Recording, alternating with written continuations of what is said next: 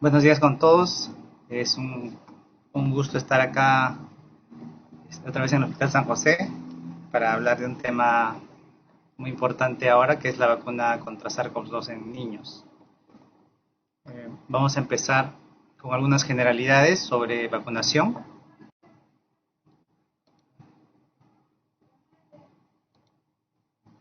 Hablando primero de principios de vacunación. Bueno, ¿qué cosa es la inmunidad? Mejor dicho, la inmunidad puede ser propia y adquirida. ¿Qué es una protección contra enfermedades infecciosas? Usualmente está indicada por la presencia de anticuerpos, ¿no? Y es muy específica a un simple antígeno.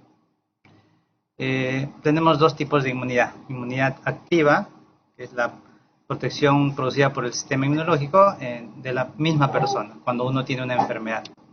Usualmente es permanente. Y la pasiva, protección transferida de otra persona o animal como anticuerpo, ¿no? En el caso del embarazo. ¿Qué es un antígeno? Antígeno es una sustancia viva o inactiva o inactivada, puede ser proteína, polisacárido, capaz de producir una respuesta inmunológica. Y un anticuerpo es una molécula proteica que es una inmunoglobulina producida por los linfocitos B para eliminar un antígeno. Y la inmunidad pasiva es transferencia de un anticuerpo por una vía exógena. La más importante en el caso de nosotros es la transplacentaria de la madre al bebé en la infancia, que es temporal, dependiendo del tipo de anticuerpo que la madre le transfiere al bebé, puede durar 3, 4, 6 meses, hasta un año, en caso, por ejemplo, de sarampión, varicela. La inmunidad pasiva dura un año, y por eso es que las vacunas están diseñadas para más o menos en el rango de edad empezar a ponerlas. ¿Qué es la vacunación? Es una inmunidad activa, pero producida por una vacuna. Produce una inmunidad y memoria inmunológica similar a la infección natural, pero sin un riesgo de que cause enfermedad. Ahora vamos a hablar algunas cositas sobre clasificación de vacunas. Tenemos vacunas, lo clásico, vamos a decir, ¿no? Que ahora ya son plataformas nuevas que se han creado, que vamos a hablar después. Las vacunas vivas atenuadas, por ejemplo, tenemos las virales, ¿no? Sarampión, papera, rubiola, son varicela, hay influenza viva atenuada también, influenza inactiva también tenemos, pero hay un tipo de influenza que es inactivada, es viva atenuada, que no, es intranasal, que no tenemos acá. La polioral también es un virus vivo atenuado, igual el rotavirus. Bacterianas, BCG, tifoidea, por ejemplo. Ahora, vacunas inactivadas, tenemos las completas, virus, polio, hepatitis A, rabia, influenza, ¿no? Bacterias también hay, pertussis, tifoidea, cólera. Y hay vacunas también fraccionadas. Hay basadas en proteínas, por ejemplo, subunidades, en el caso de hepatitis B, influenza, pertussis acelular, enfermedad de Lyme y toxoides, ¿no? Difteria, tétanos. Y las basadas en polisacáridos, por ejemplo, puros neumococo 23 valente, que es usado más en mayores de 2 años y personas con factores de riesgo, meningococo, salmonella typhi, y las conjugadas que son el Haemophilus influenza B y el neumococo 13 valente, ¿no? Que el 10 y 13 valente que tenemos en nuestro país. Y hay vacunas nuevas, ¿no? Con nuevas plataformas, o sea, nuevas formas de fabricación. La vacuna de ADN, por ejemplo, a través de plásmidos, de ARN, que es el más común que estamos ahorita viendo, de nanopartículas proteicas, por ejemplo, vacunas nuevas que todavía no están aprobadas, están en fase 3, células dendríticas o vectores virales, ¿no? Algunas están en fases experimentales, ¿no? Pero, o sea, esas nuevas tecnologías prometen un excelente resultado en el futuro, no solamente para COVID, sino para otras enfermedades. Ahora, los métodos clásicos de obtención de las vacunas mediante atenuación, inactivación, que son los más comunes, han conseguido eliminar no han conseguido eliminar o erradicar enfermedades. No han servido para obtener vacunas seguras y eficaces porque tienen a veces efectos secundarios frente a algunos grupos de enfermedades que son causadas por patógenos más complejos, ¿no? y que escapan al sistema inmunológico y no pueden ser abordados por los métodos normales, tradicionales de vacunación. Entonces, una vacuna ideal, ¿qué debería ser? ¿Qué requisitos debe cumplir? Tiene que expresar los principales antígenos y epítopos que puedan inducir una respuesta inmunológica intensa, ¿no? Tanto humoral como celular. Eso es lo que pasa, por ejemplo, en la vacuna de Pfizer, ¿no? De COVID. Eh, un perfil de seguridad extremo, eso todavía no lo tenemos. Siempre todas las vacunas tienen sus riesgos, unos más que otros, y una plataforma tecnológica, o sea, una forma de fabricación que permita una producción escalonada, rápida y de bajo costo para su aplicación en cualquier parte del mundo. Creo que eso todavía estamos un poco lejos de llegar, ¿no? Ahora vamos a hablar de algunas plataformas de vacunas contra el SARS-CoV-2, ¿no? Las que hay actualmente disponibles, ¿no? Hay varias que están en investigación, que todavía no salen, y supongo que en los próximos meses o años saldrán. Entonces, ¿qué plataformas vacunales tenemos frente a la COVID-19, ¿no? Por ejemplo, tenemos vacunas de virus vivo inactivado. El virus ingresa ingresa a la célula a través de la deleción, produce una replicación viral, y la célula presentadora de antígeno lo capta, procesa el antígeno, lo muestra a una célula T, linfocito T, y este produce una inmunidad celular a través de una célula T citotóxica, ¿no? Que eso destruye a las células que están infectadas. También puede producir una inmunidad humoral mediada por anticuerpos, estimulando a las células B, produciendo anticuerpos que destruyen también a los virus, ¿no? Hay también otras vacunas basadas en proteínas, de partículas proteicas. Esas todavía están en fase 3, ya probablemente salgan a fin de año probablemente. Entonces esas también son fragmentos de proteínas y otros componentes del virus que generan una respuesta inmunológica, ¿no? Ejemplo, la hepatitis B, hepatitis A, la gripe, ¿no? Igual, el mismo mecanismo de producción de anticuerpos, entra en una célula presentadora y hacen el mismo esquema de producción de anticuerpos, y producen una respuesta humoral y celular también. El otro son vacunas con vectores virales, que en ese caso sí ya tenemos, pues, por ejemplo, el AstraZeneca, el Sputnik V, el Janssen de Johnson y Johnson, son vacunas que usan vectores virales. Eso lo vamos a ver un poquito más adelante. Bueno, ejemplo por el ébola y algunos virus veterinarios, ¿no? de uso animal. Y vacunas con ARN mensajero, que son los que están ahorita como que en boga, los que tienen más información disponible para poder acceder, ¿no? Entonces, esta figura todavía es cuando no había esas vacunas, ¿no? Pero solamente era un esquema. Esto es igual otro esquema de plataformas vacunales, vacunas de ARN viral, ¿no? El ARN es encapsulado en una cubierta lipídica para poder entrar a la célula. Eso es lo que hace, por ejemplo, todas las plataformas con ARN mensajero. A vacunas con ADN viral también ingresa el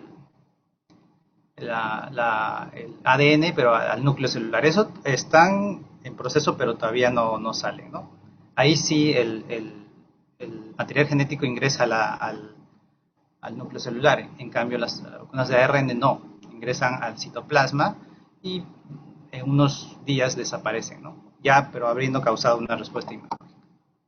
El virus vivo atenuado, que sí hay vacunas que están en proceso ahorita en fase ensayos clínicos, que algunas son intranasales incluso, ¿no? Hay un estudio de un laboratorio chino que está en fase 3, una vacuna intranasal con virus vivo atenuado, que es similar al virus de influenza que se usa intranasal también, que es virus vivo atenuado.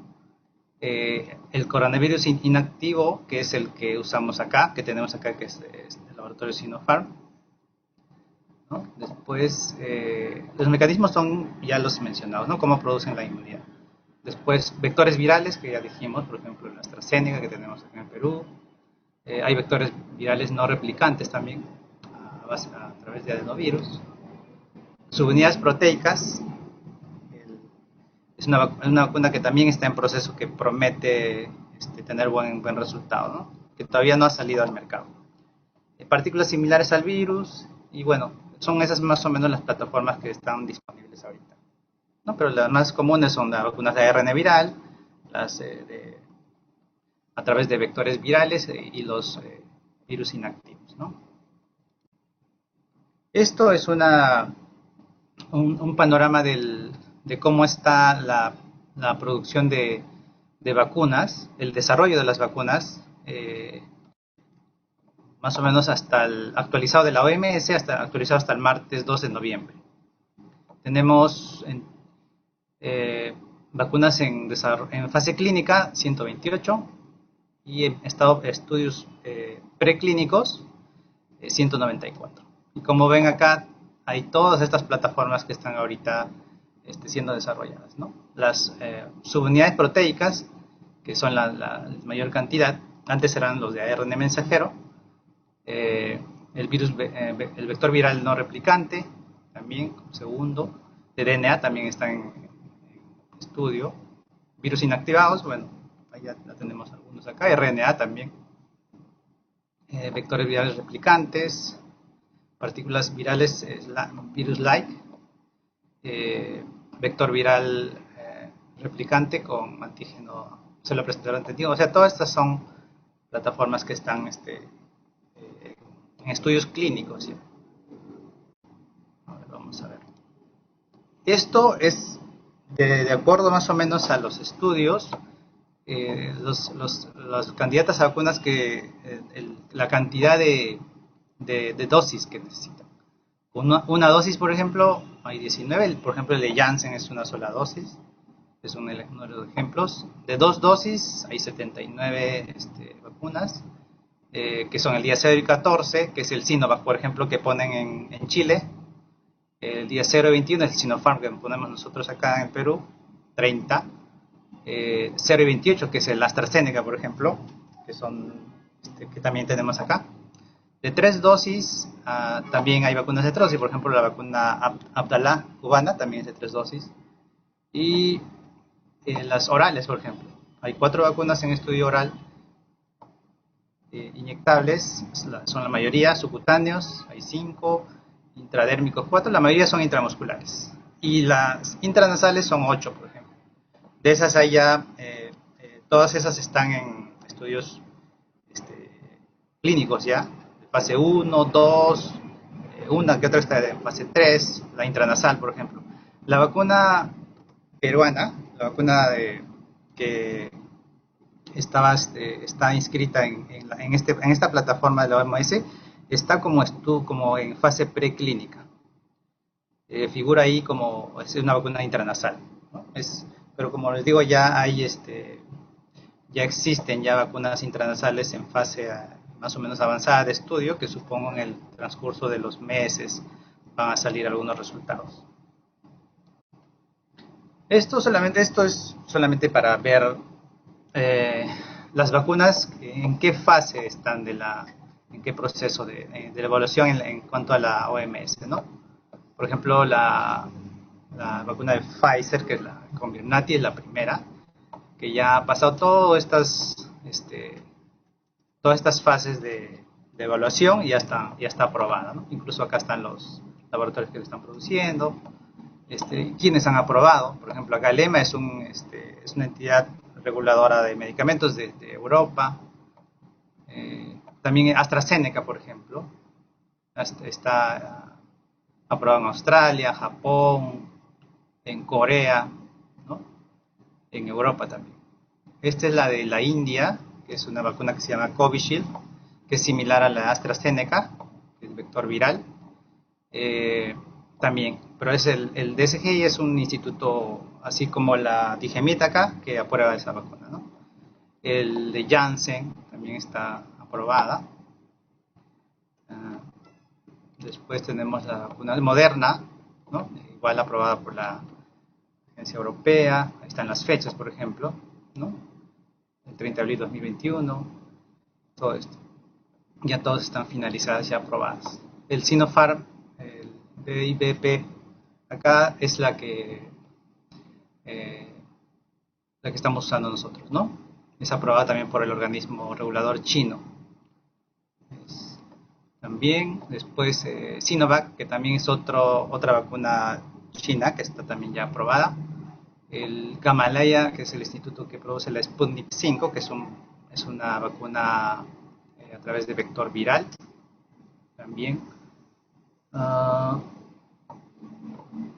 Después las demás son, por ejemplo, esta Sinopharm de Wuhan, que es la que cuando mostraron los resultados todavía no está, ¿no? Está en evaluación. Y las demás también, hay CanSino, igual. El Novavax es la vacuna basada en nanopartículas proteicas, que ya está avanzado también, que supongo que pronto darán algún resultado, ¿no? Después Sanofi también tiene vacunas en estudio, evaluados por la EMA, por ejemplo, están también en evaluación. Y así, CureVac que es una vacuna que es a través de RNA mensajero también, que es una vacuna de un laboratorio alemán, que también ha hecho estudios de fase 3 acá, y ya supongo que saldrán pronto, ¿no? Y las demás, acá hay otra rusa, Epiva Corona.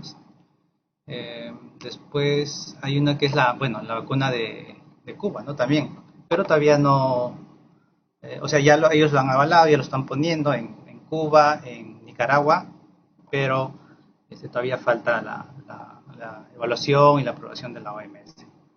Esos son más o menos para ver cómo está evolucionando la aprobación de las vacunas, ¿no? La primera que fue aprobada es la RNA mensajero de Pfizer.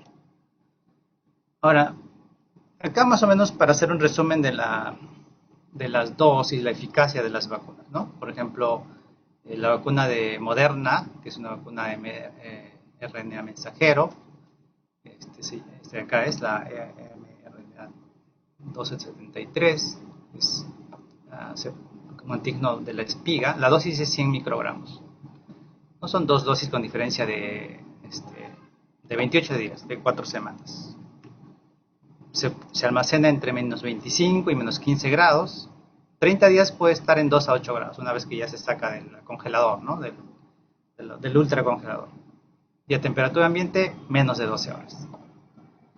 La eficacia, 100% de 14 días después de la segunda dosis. La eficacia total, global, es 92.1% después de 2 semanas de la primera dosis y 94.1% después de 14 días después de la segunda dosis, ¿no? Bueno, acá son los países que están aprobados, pero eso ya se está poniendo en muchos más lugares también. El BNT162B2, que es la vacuna que se llama Comirnaty. Comirnaty es una vacuna también RNA mensajero de Pfizer BioNTech. Igual es una basada en el spike, en la espiga, pero la dosis de 30 microgramos. Esto es importante para ver tanto esto como estas dosis. Es importante para ver un poquito más adelante las vacunas que se van a usar o que se están usando ya en niños, ¿no? En niños menores de 11 años. Son 2 dosis con 3 semanas de diferencia. Igual se necesita una ultracongeladora para preservarlo.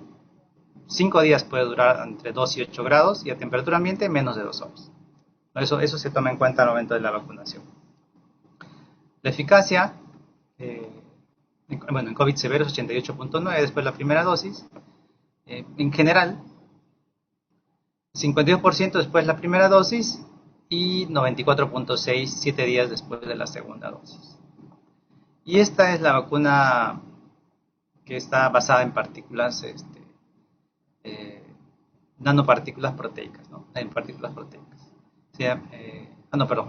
Esta es la otra vacuna de Alemania, basada en RNA mensajero, ¿no?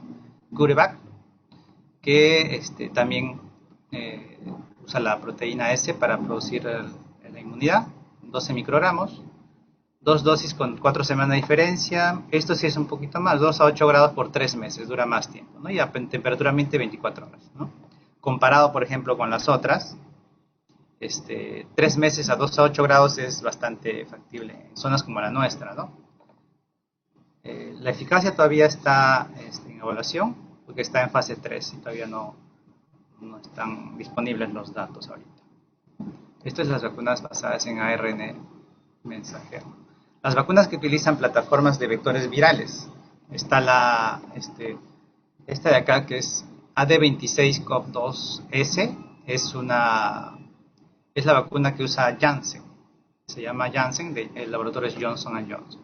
Es un vector viral y utiliza el virus el adenovirus 26 para poder introducir el ARN del virus al cuerpo y producir inmunidad. Este es el número de partículas, 5 por 10 a la 10 partículas virales. Es de una sola dosis. Se almacena a menos 20 grados y entre 2 a 8 grados por 3 meses. También 85% después de 28 días de la primera dosis, ¿no? Y 100% después en casos severos es esto. Acá no le he puesto en la tabla, ¿no? Y esto es en todos los casos es 72% en Estados Unidos, 66% en América Latina y 57% en Sudáfrica a los 28 días de aplicar la vacuna. La otra es la de AstraZeneca, que también usa vector viral. Utilizan también un virus de chimpancé, ¿no? Por eso que es es un adenovirus de chimpancé, ¿no? Adenovirus chimpancé. Entonces, es el vector, ¿no? También igual introducen la proteína S para producir inmunidad, ¿no? Esta es la cantidad de partículas virales que hay. 2 dosis con diferencia de 28 días. Es lo que estamos usando ahorita en jóvenes mayores de 18, ¿no? Lo que está poniendo el Estado. Pero el intervalo más efectivo que se ha visto es entre la primera y segunda dosis es 2 meses, que es mejor incluso. Y esto sí, por 6 meses puede estar almacenado entre 2 a 8 grados. Para enfermedad severa, 100% 21 días después de la primera dosis. En todos los casos, 64.1 después de la primera dosis. 70.4, 14 días después de la segunda dosis. Eso también está aprobado por los organismos más destacados, ¿no? La OMS, la FDA, la EMA. Y el otro es la vacuna de Instituto Gamaleya, que es la Sputnik 5. Esto es utilizan vectores virales diferentes para la primera y para la segunda dosis. Para la primera dosis, el adenovirus 26, y para la segunda dosis, el adenovirus 5, ¿no? Con diferencia de 21 días. Entonces, con esto han logrado también, por ejemplo, ¿no? El almacén es en menos 18 grados, forma líquida, y 6 meses en 2 a 8 grados, ¿no? Una vez que se saca del ultracongelador. El efecto en prevenir enfermedad severa es 100%, 21 días después de la primera dosis, solamente con la primera dosis. Y en total, o sea, en prevención de enfermedad en global, es 87.6%, 14 días después de la primera dosis. O sea, para evitar la muerte, enfermedad severa es bastante efectiva, ¿no? Ya si sumamos todo, asintomáticos, sintomáticos, ya es un poco menos, 87.6, 14 días de la primera dosis. Y 91.1, 7 días después de la segunda dosis, ¿no? Eso ya están usando en Argentina, por ejemplo. Ahí, esa vacuna. Estas son las vacunas que utilizan plataformas de virus vivos, perdón, inactivos, el Coronavac, es del laboratorio Sinovac BioNTech, China, es un virus inactivado, tratado, o sea, lo hacen replicar en células, verocell son células de mono, ¿no? De riñón de mono. 3 microgramos como ayudante tienen hidróxido de aluminio. Hay 2 dosis después de 14 días. Esto, por ejemplo, a las 2 semanas ya se pone la segunda dosis. La conservación es de 2 a 8 grados. ¿No? La efectividad, bueno, acá se pone no conocido porque no estaba publicado en ese momento, pero sí sabemos más o menos que estas vacunas son entre 89 y 92% estas inactivadas, ¿no? Sino que no ha estado en ese momento publicado todavía. Igual la vacuna de Sinopharm, que es un virus inactivado igual, 4 microgramos, también como ayudante hidróxido de aluminio. 2 dosis con diferencia de 3 meses. También se preserva a 2 a 8 grados, esa es la ventaja para nosotros, por ejemplo, que se puede preservar más tiempo, es más práctico para el caso de nuestro medio, ¿no? Igual la protección entre 79 hasta 92%.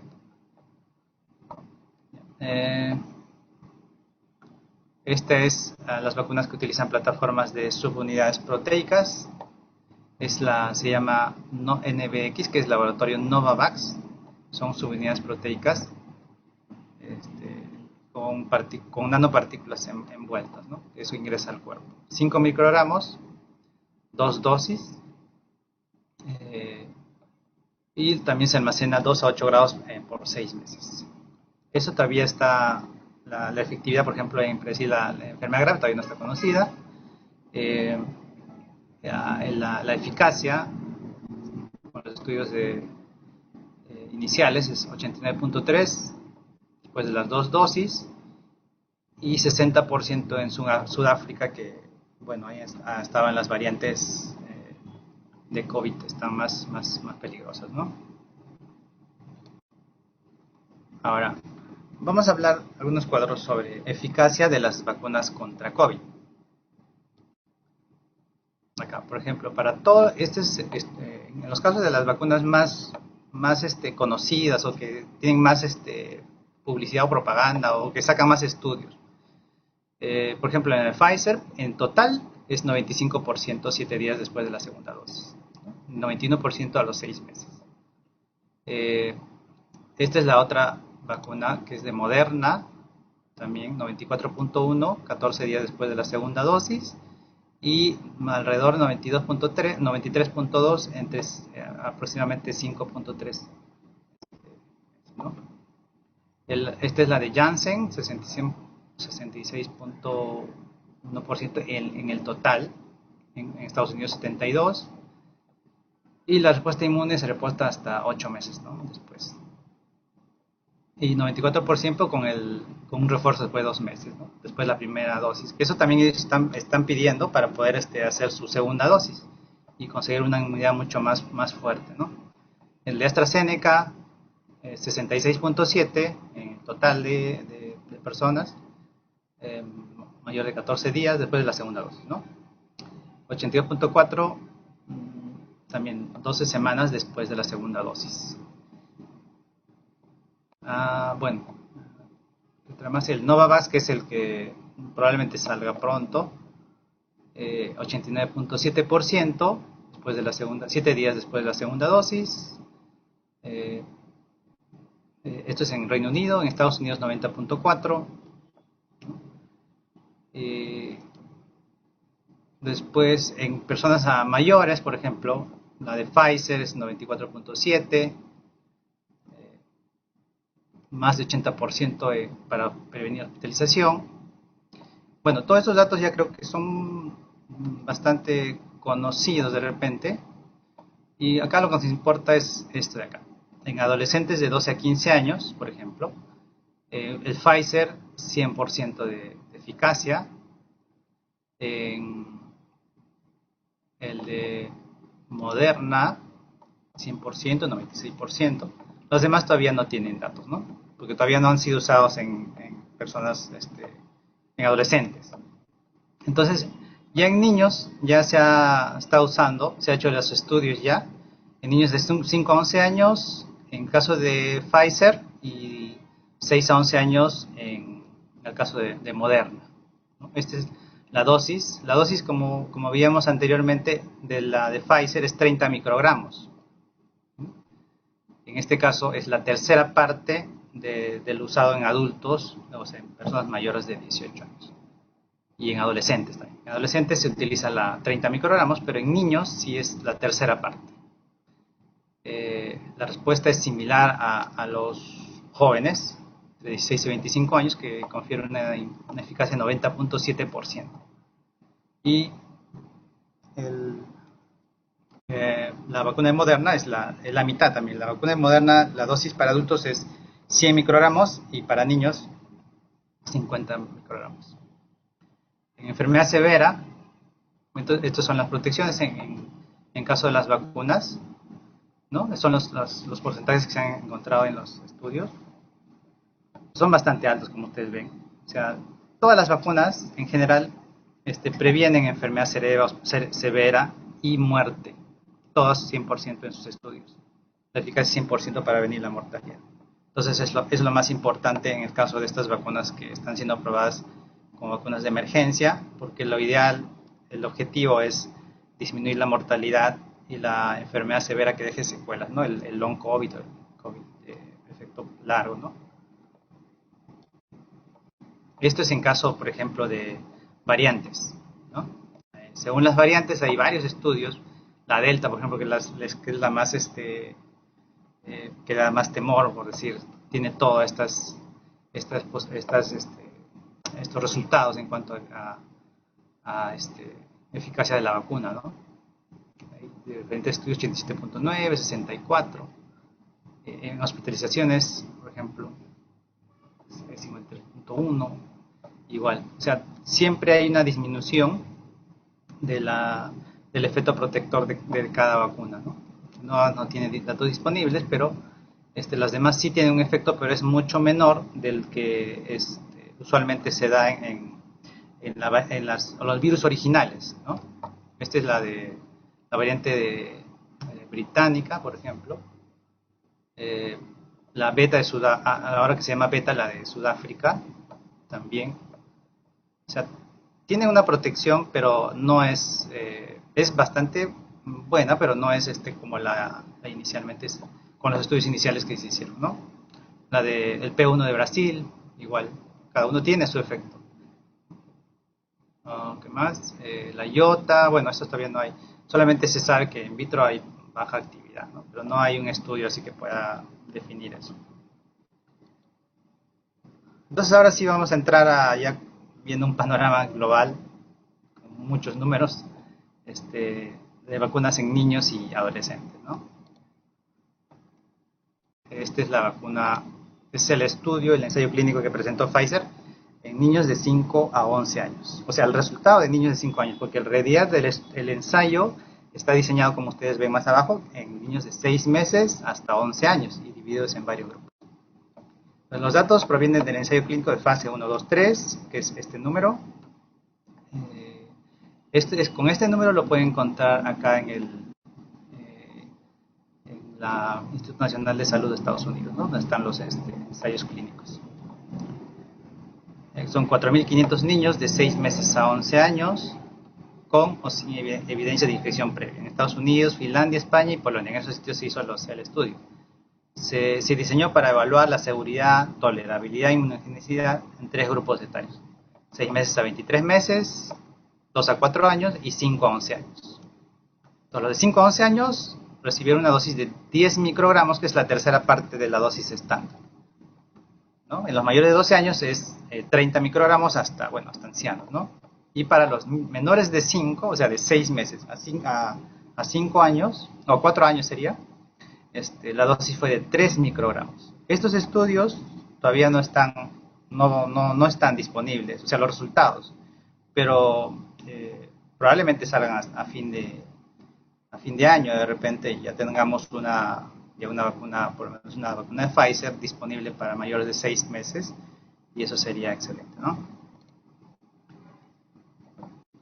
El estudio se ha llevado a cabo en Estados Unidos, Finlandia, Polonia, empezó en marzo el reclutamiento, del 2021, o sea, este año, ¿no? Se distribuyó en grupos de intervención, placebo de razón 2-1, ¿no? El grupo de intervención recibió 2 dosis de 10 microgramos y una tercera parte es de la usada pues, en los mayores, ¿no? Con 3 semanas de intervalo. Y el placebo fue suero salido. 2 cortes de estudio, una con al menos 2 meses de seguimiento tras la segunda dosis y otra con 2 a 4 semanas de seguimiento. Son 3.109 niños en grupo de intervención y 1.528 en el placebo. Entonces, la reactogenicidad de la vacuna se estudió en 2 cortes, ¿no? Se definió esto como síntomas de intensidad leve, moderada, en los 2 días tras la vacunación y de 1 a 2 días de duración. ¿Cuáles fueron los síntomas registrados más frecuentes? Después de la segunda dosis, dolor en el lugar de inyección, cansancio, dolor de cabeza, mialgias y malestar general. Eso es en orden, de acuerdo al porcentaje encontrado, ¿no? No se encontró efectos adversos graves en el periodo de exploración, en ningún caso de peri o miocarditis, ¿no? Que eso es lo que llamó la atención cuando se vacuna a adolescentes, ¿no? Que se encontró más o menos 7 días después de la segunda dosis, dolor precordial, que tuvieron que asistir a emergencia, pero la mayor parte de esos casos fueron leves en casos de adolescentes, ¿no? El perfil similar en los grupos de 12 a 15 y de 16 a 25 años de edad. Esto es la cero respuesta, de las tasas de cero respuesta un mes después de las series, ¿no? Entonces, por ejemplo, en 5 a 11 años, 99.2% de cero prevalencias, un mes después, y que es la misma que en 16 a 25 años, 92. O sea, no hay una diferencia en la cero prevalencia. Cero respuesta, perdón. Los dos grupos etarios con la vacuna de Pfizer, solamente con dosis diferente, tienen la misma respuesta inmunológica. Entonces, la eficacia vacunal se evaluó después de 7 días después de la segunda dosis en participantes sin antecedentes de infección. 90.7% de eficacia, que es bastante buena. Claro, es un poco menos de repente de lo que hemos visto, pero es bastante aceptable. Más de 50% creo que ya la OMS sugiere que es buena cobertura, ¿no? Buena eficacia. Con 3 casos en el grupo de vacunados y 16 en el placebo, ¿no? Hay una diferencia. No se reportó ni un caso de síndrome inflamatorio multisistémico. Ahora, entonces, a raíz de eso, el 30 de octubre de este año, la FDA finalmente acepta el dictamen de un grupo evaluador y autoriza el uso de emergencia en la versión pediátrica de la vacuna de Pfizer-BioNTech en niños de 5 a 11 años.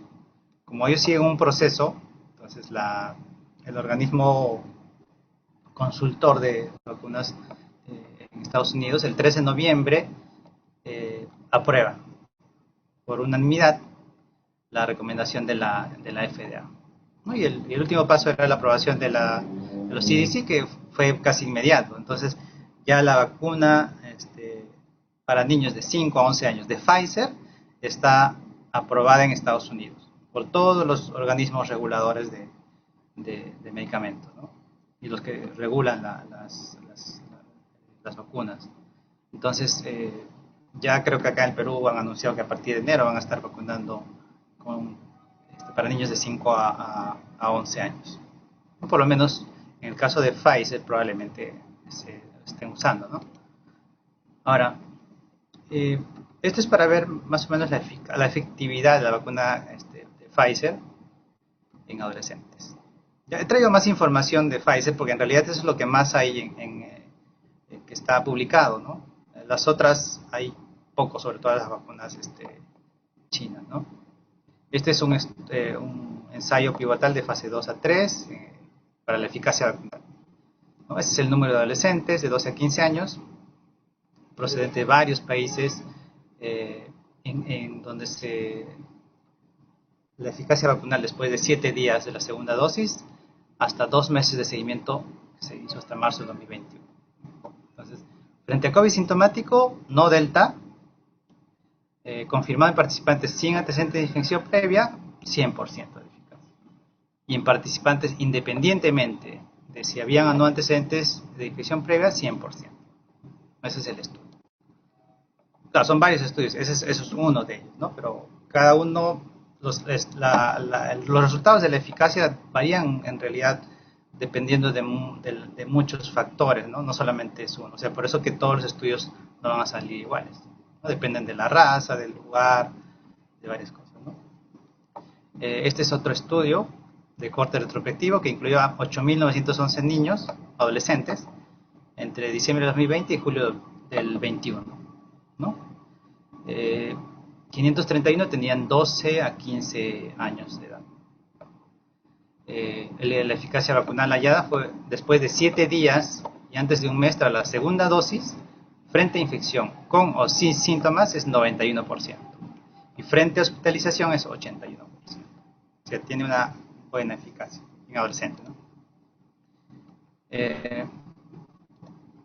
Esto es también otro estudio de corte retrospectiva, eso es de Israel, por ejemplo, en adolescentes de 12 a 15 años, que habían recibido la segunda dosis también en el mes de julio y sin antecedentes de infección previa. La eficacia contra esta infección con o sin síntomas después de 7 días desde la segunda dosis y durante un mes fue 91.5%. O sea, también bastante alta. Por eso que ya esa vacuna se está usando, ¿no? Esto es un estudio de la efectividad de la vacunación de ARN mensajero contra la hospitalización por COVID entre adolescentes, 12 a 18 años, ¿no? En Estados Unidos. Junio a septiembre del 2021. Y acá están los resultados. Por ejemplo, acá están el total de casos, los no vacunados y los vacunados. Los no vacunados eran 173 de los ingresos, ¿no? a un hospital. Los totalmente vacunados, 6. Los ingresos a UCI, 77, de los cuales 77 eran no vacunados. Críticamente enfermos con soporte vital, 29 en total, de los cuales 29 eran no vacunados. Ventilación mecánica invasiva, 21 en total, 21 no vacunados. Los vacunados, 0. Infusiones vasoactivas, igual, 20 y 20 no vacunados. O sea, para más o menos darnos cuenta de que qué tan importante es la vacunación para prevenir la enfermedad severa y muerte, sobre todo. Oxigenación por membrana extracorpórea igual, y estos dados de alta, y la duración también en la estancia hospitalaria, por ejemplo, en los no vacunados 5 días y totalmente vacunados 3 días. Hay diferencia, ¿no? Pero eso es en casos, se suman todos los casos en casos. Este es para ver pacientes hospitalizados también, por ejemplo, la efectividad de la vacuna en total es 93%. De 12 a 15, 91. Es en caso para hospitalización, ¿no? De 16 a 18, 94. Igual tiene una buena efectividad. Ahora, efectividad de la vacuna de Pfizer contra la variante Delta. Por ejemplo, es otro estudio que se hizo en Israel. En Israel, como ya sabemos por las noticias, vacunaron a gran parte de su población y después de varios meses de vacunación hicieron un brote alto incluso en los vacunados. Y era la variante Delta, ¿no? Entonces, 14-20 días después de la primera dosis, 59% de infección, COVID sintomático 57%. Esa es la efectividad de la vacuna. 21-27 días después de la primera dosis, 66-82%, ¿no? Infección, COVID sintomático. 7 a 21 días después de la segunda dosis, 90%, ¿no? 93%. Entonces, todos esos son los datos. Sí baja la efectividad de la vacuna, ¿no? Con el tiempo. Esta es la vacuna de Toda la información anterior es de Pfizer. La otra vacuna es la Spikevax de Moderna. También es de plataforma de ARN mensajero. Entonces, también mostraron sus primeros resultados de fase 3 en niños, ¿no? De 6 a 11 años. Se usó la mitad de dosis también, de 100 microgramos a 50 microgramos. Bueno, después de un mes de la segunda dosis, se hizo el estudio. Este es el total de niños. Y la tasa de cero conversión tras las dos dosis es 99.3%, bastante alto. Y el cociente de las medias geométricas de anticuerpos neutralizantes en este grupo comparado con los mayores era un poco mayor, ¿no? La reactogenicidad aceptable, dolor en lugar de inyección, cansancio, dolor de cabeza y fiebre. Eso es lo que el laboratorio publica, ¿no? O sea que no había muchos problemas, sobre todo con la parte de miocarditis, ¿no? Y pericarditis. Pero los países nórdicos suspendieron la vacunación con la vacuna Moderna, que es de RNA mensajero. Suecia y Finlandia lo prohibieron en menores de 30 años, Noruega y Dinamarca en menores de 17 años, por estudios propios que ellos hicieron que supuestamente había mayor incidencia de problemas cardíacos, ¿no? No así en niños de 6 a 11, pero por precaución suspendieron para todos. Por eso que el 31 de octubre la FDA comunica que el retraso de la decisión final sobre la evaluación de Spikevax de Moderna hasta enero de 2022. O sea, la misma licencia que le dieron a Pfizer lo han postergado un poco para evaluar los estudios que hay en Suecia, en todos estos países que indican que hay un mayor riesgo, ¿no? Hasta que no estén seguros de que el riesgo es comparable o es menor a los pacientes que les da COVID, ¿no? Que eso es lo que pasa en adolescentes. Los adolescentes tienen un riesgo menor de producir miocarditis o pericarditis por vacuna que cuando se infectan, están sin vacuna y se infectan del COVID. Ahí es mucho mayor. Y esta es la otra vacuna que nos interesa, que estamos acá. O sea, la vacuna de Sinopharm, ¿se puede usar en niños? Esa sería la pregunta. Y este es el estudio. Es un estudio de fase 1-2 en niños, que ya está publicado en Lancet. El objetivo principal es evaluar la seguridad e inmunogenicidad mediante el título medio geométrico de anticuerpos neutralizantes contra SARS-CoV-2, medidos en los días 0, 28, 56 y 84. Entonces, es un ensayo clínico randomizado controlado contra placebo de fase 1-2 en niños sanos en China. Eso se hizo en China. Según edad, 3 a 5 años, 6 a 12 años y 13 a 17 años. 3 dosis diferentes, 2 microgramos, 4 y 8. Recuerden que la de 4 microgramos es la que usamos nosotros, la que se usa en adultos y la que nos han puesto a nosotros. El intervalo es igual, 28 días. En la fase 1 se incluyen esta cantidad de participantes. Estos son datos básicamente del estudio mismo. En la fase 2 también son 720.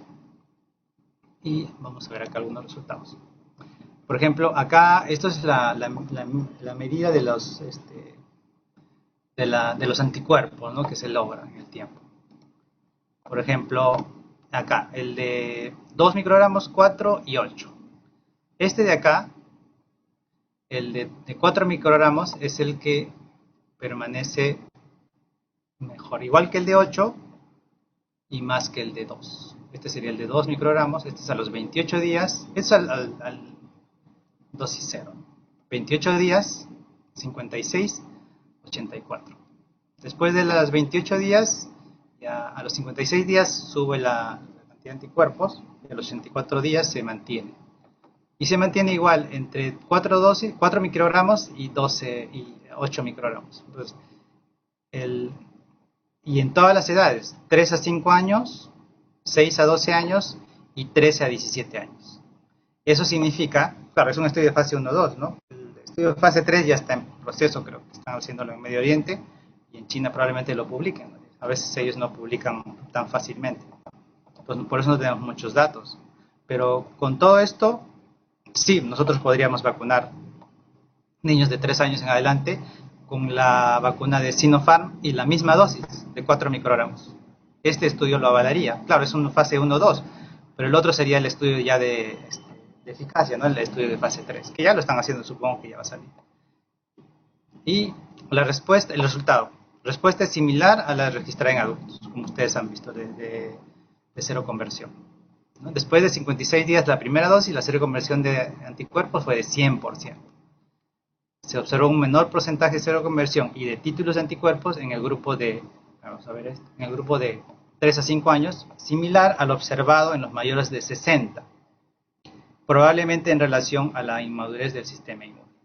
Entonces, ¿esto qué quiere decir? Que es probable, de repente, que los niños de 3 a 5 años tengan que recibir una tercera dosis, igual que ahora están recibiendo los adultos mayores, en el caso nuestro, ¿no? La tercera dosis de refuerzo. Porque ya es probable que baje la cantidad de anticuerpos o la protección después de 6 meses. Eso yo supongo que con el tiempo ya los estudios lo dirán, ¿no? Pero se puede extrapolar eso. Entonces, la vacunación con Sinopharm o con vacunas de virus inactivos ya está en curso. El 13 de septiembre en Chile se empezó, mayores de 6 años, con CoronaVac. En Argentina el 7 de octubre ya se empezó, de 3 a 11 años con Sinopharm. Ellos se basan en los estudios ya previos, ¿no? En Ecuador también Sinovac y Pfizer. Bueno, eso sería todo. Gracias por su atención.